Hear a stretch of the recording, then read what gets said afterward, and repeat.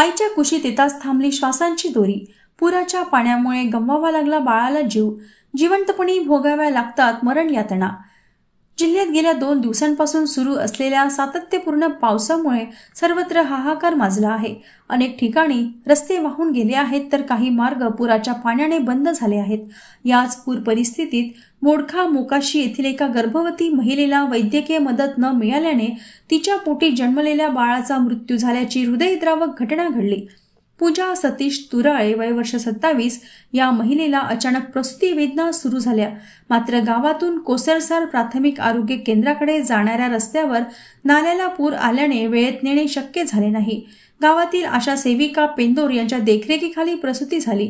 मात्र दुर्दैवाने बाळाने जन्मानंतर प्राण गमावले।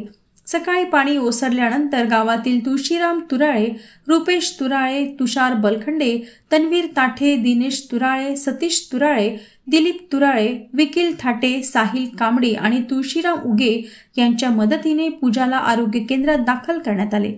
नाल्याची खोली वाढवली असती आणि पुलाची उंची सुधारली असती तर ही वेळ आमच्यावर आली नसती, अशी प्रतिक्रिया गावकऱ्यांनी संतापाने व्यक्त केली।